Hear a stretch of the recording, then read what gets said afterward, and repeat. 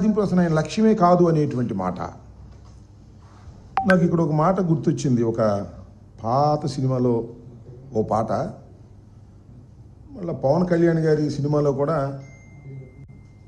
ఖుషి అని కూడా దానిలో పెట్టినట్టున్నారు.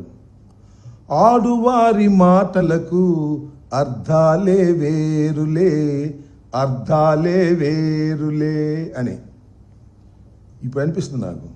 బాబు గారి మాటలకు అర్థాలే వేరులే, అర్థాలే వేరులే. అవునంటే కాదనిలే, కాదంటే అవుననిలే. చక్కగా సూట్ అయిపోద్ది దీనికి. చంద్రబాబు నాయుడు గారికి కక్ష లేదు అంటే కక్ష ఉంది అని అర్థం. చంద్రబాబు నాయుడు గారు నేను నిప్పు లాంటి మనిషిని అన్నాడు అనుకోండి, ఆయన పెద్ద తుప్పు లాంటి మనిషి అని అర్థం.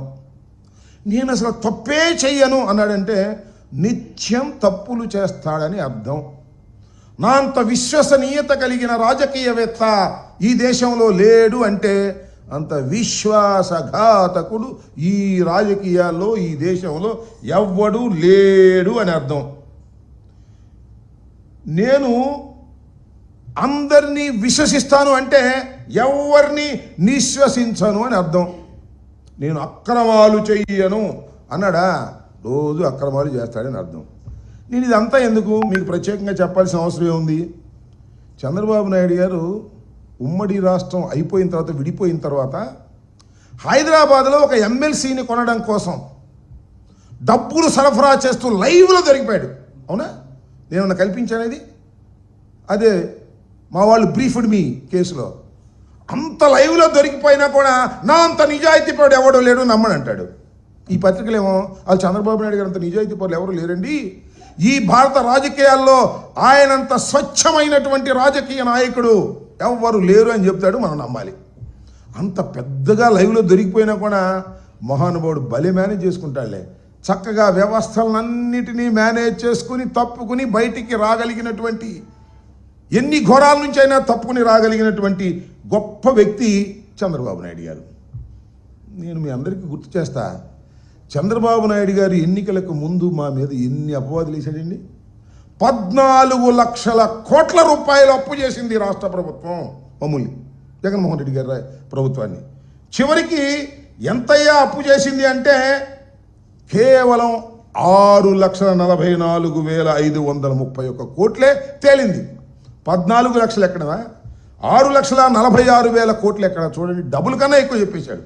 అబద్ధాలు చెప్పడంలో మొత్తం భారతదేశ రాజకీయాల్లో ఇంత గొప్ప వ్యక్తి మరొకరు లేరు అని చెప్పవలసినటువంటి అవసరం ఉంటుందని మనం చేస్తున్నాం. అంతేకాదు, ల్యాండ్ టైటిలింగ్ యాక్ట్ రాగానే రద్దు చేస్తామన్నాడు, రద్దు చేశాడు. కానీ దానిలో ఉన్న విషయాలన్నీ కూడా ఇవాళ మోస్తున్నటువంటి విషయం మీరు గుర్తు చేస్తూ ఉన్నాను. అంతేకాదు, ప్రభుత్వ భవనాలకు 4,000 కోట్లు ఖర్చు పెట్టింది ఈ ప్రభుత్వం అని మమ్మల్ని అన్నాడు. ఏం జరిగిందండి? 100 కోట్లు లెక్క చెప్పాడు మొన్న. అంతేకాదు, ఇంత అప్పులు చేసి ఈ రాష్ట్రాన్ని శ్రీలంకగా చేస్తున్నారు అన్నారు. వాళ్ళు చంద్రబాబు నాయుడు గారు వచ్చి అప్పటికి ఎంత చేశాడు? ఎన్ని లక్షలు వేసాయండి? 1,09,000 కోట్ల రూపాయలు ఈ రోజుకి అప్పు చేసినటువంటి ఘనుడు నారా చంద్రబాబు నాయుడు గారు. అసలు విశ్వసనీయత గురించి మాట్లాడే హక్కు నారా చంద్రబాబు నాయుడు గారికి లేదు అని ఈ సందర్భంగా నేను చెప్తూ ఉన్నా. మీరు చూశారు, 4 సార్లు ముఖ్యమంత్రి అయ్యాడు. ఒకసారి కాదు, 4 సార్లు అయ్యాడు. అదృష్టం మహానుభావుడు, కొన్ని పరిస్థితుల వల్ల 4 సార్లు ముఖ్యమంత్రి అయ్యాడు. ఏ రోజునైనా ఈ 4 సార్లు కూడా ఇచ్చిన హామీని నెరవేర్చినటువంటి సందర్భం ఉందా?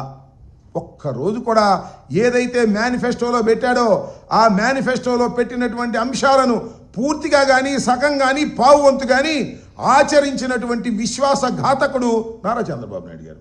ఇవాళ ఆయన ఇవన్నీ చెప్తా ఉన్నాడు. కక్ష సాధింపులు అసలు నా లక్ష్యమే కదండి. జగన్పై చర్య తీసుకోవడానికి సిక్కి ఒప్పందం లడ్డూలాగా దొరికిందంట. లడ్డూలాగా దొరికితే అసలు తినకుండా ఉంటావు నువ్వు. ఆ లడ్డు పుచ్చిపోయినా తింటావు, ఏ లడ్డు అయినా తింటావు, కానీ అది తిన్నావా నీ గొంతు పట్టుకుంటుంది. దీనిలో ఏమీ లేదు అనే విషయం తెలిసిన తర్వాత ఏమీ చేయలేని ఒక స్థితిలోకి నువ్వు ఉన్నావు. ఇవాళ నేను చూసా, ఇంతకుముందే వచ్చే ముందు ఆదాని మీద యాక్షన్ తీసుకోడంట. అక్కడ తేలితే కానీ ఇక్కడ తీల్చుకోనని చక్కగా తప్పుకున్నాడు. దానిలో ఏమీ లేదనే అంశం చాలా స్పష్టంగా అర్థమవుతా ఉన్నది ఈ రాష్ట్రంలో, దేశంలో, ప్రజానీకానికి అని మనం చేస్తున్నాం. కక్ష సాధింపులు ఏమి లేవండి చంద్రబాబు నాయుడు గారు. మీరు ఏం చేశారండి? మొట్టమొదటి రాగానే వైఎస్ఆర్ కాంగ్రెస్ పార్టీ ఆఫీసులు మొత్తానికి నోటీసులు ఇచ్చారు. సరే, నోటీసులు ఇస్తే మేము తేల్చుకుంటాం కోర్టుల్లో. సాక్షాత్తు మంగళగిరిలో గుంటూరు జిల్లాకు సంబంధించినటువంటి ఆఫీసుని కన్స్ట్రక్షన్ ఆల్మోస్ట్ ఆల్ కంప్లీట్ అయిపోతుంటే అతి దారుణంగా శుక్రవారం రోజు వెళ్ళి శుక్రవారం నైట్ వెళ్ళి దారుణంగా కూల్చేశారు. కోర్టు కూడా వెళ్ళడానికి వీలు లేకోకుండా కూల్చేసి, నేను కక్ష సాధింపులు నాకు అలవాటు లేదు, కక్ష సాధింపులు తీసుకునేటువంటి చర్యలు నేను పట్టను అని మీరంటే నమ్మాలా అని అంటా ఉన్నా. అంతేకాదు, కని విని ఎరుగని రీతిలో అంబేద్కర్ గారి విగ్రహాన్ని వైఎస్ఆర్ కాంగ్రెస్ పార్టీ అధికారంలో ఉన్నప్పుడు విజయవాడ నడిబొడ్డులో సుమారుగా 250 కోట్ల రూపాయలు వెచ్చించి అద్భుతమైనటువంటి ఒక అంబేద్కర్ విగ్రహాన్ని అక్కడ ఆవిష్కరించడం జరిగింది. ఆవిష్కరించింది వైఎస్ఆర్ కాంగ్రెస్ పార్టీ. జగన్మోహన్ రెడ్డి గారు ఆవిష్కర్త జగన్మోహన్ రెడ్డి అని పేరు వేసుకున్నారండి. ముఖ్యమంత్రిగా ఉన్నప్పుడు లైట్లన్నీ ఆర్పేసి రాత్రిపూట వెళ్ళి ఆ పేరుని కొట్టేసి అక్కడ విధ్వంసం చేసినటువంటి మీరు మేము కక్షసాధింపులు చేయమండి అంటే నమ్మడానికి ఎవరున్నారంటున్నా. అన్ని దుర్మార్గమైనటువంటి కక్ష సాధింపుల చర్యతోనే ఈ 6 మాసాలు ప్రయత్నం చేస్తున్నారు మీరు. 4వ తారీఖున మే 4వ తారీఖున అనుకుంటా అధికారంలోకి వచ్చింది. ఆ రోజు నుంచి ఈ రోజు వరకు కక్ష సాధింపులు తప్ప అభివృద్ధి లేదు, సంక్షేమము లేదు. టోటల్గా కక్ష సాధింపులే. ఇళ్ళ మీద దాడులు చేశారు, హత్యలు చేశారు, అఘాయిత్యాలు చేశారు, ప్రాపర్టీస్ ధ్వంసం చేశారు. ఊళ్ళు ఖాళీ చేసి వైఎస్ఆర్ కాంగ్రెస్ పార్టీ కార్యకర్తలు వేరే గ్రామాలకు వెళ్ళి బ్రతకవలసినటువంటి పరిస్థితి వాళ్ళ రాష్ట్రంలో ఏర్పడింది. ఇది కక్ష సాధింపు కాదా అంటున్నా. ఈ రోజు కూడా నేను మనవి చేస్తున్నా. ఈ రోజు కూడా కొన్ని గ్రామాల్లో పల్నాడులో కానీ